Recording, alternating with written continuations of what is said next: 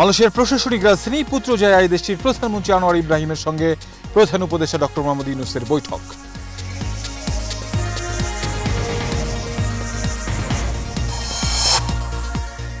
নির্বাচন কমিশন চাইলে পুরো আসনের ফল বাতিল করতে পারবে, তাছাড়া নির্বাচনে না ভোট আবার ফিরছে বলে জানিয়েছেন নির্বাচন কমিশনার আবুল ফজল মোহাম্মদ সানাউল্লাহ।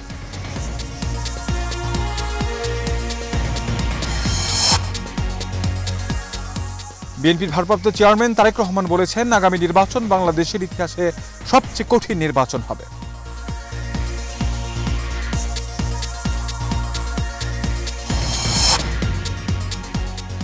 রাজাকারদের ফাঁসি দিছি, আন্দোলনকারীদেরও ছাড়ব না, ট্রাইব্যুনালে হাসিনার ফোনালাপ উপস্থাপন।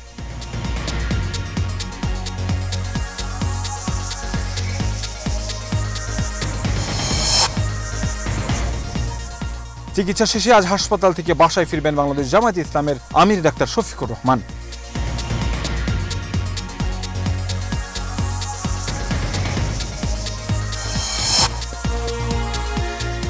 গাজীপুরের শ্রীপুরে মশাল মিছিলের প্রস্তুতির সময় নিষিদ্ধ সংগঠন ছাত্রলীগের 4 কর্মীকে আটক করেছে পুলিশ।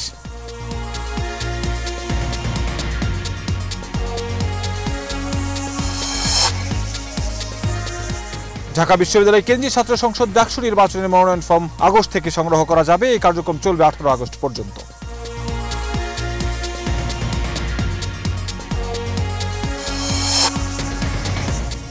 ওয়াশিংটন ডিসিতে ন্যাশনাল গার্ড মোতায়েন করেছে মার্কিন প্রেসিডেন্ট ডোনাল্ড ট্রাম্প। শহরে অপরাধ এবং গৃহহীনতা দমনের প্রতিশ্রুতি।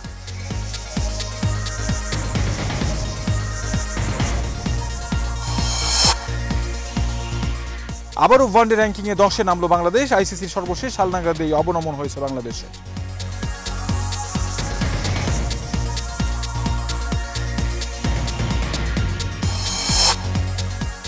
দ্বিতীয় টি-20তে বাংলাদেশ সময় বেলা 3টা 15 মিনিটে আজ মুখোমুখি হবে অস্ট্রেলিয়া ও দক্ষিণ আফ্রিকা।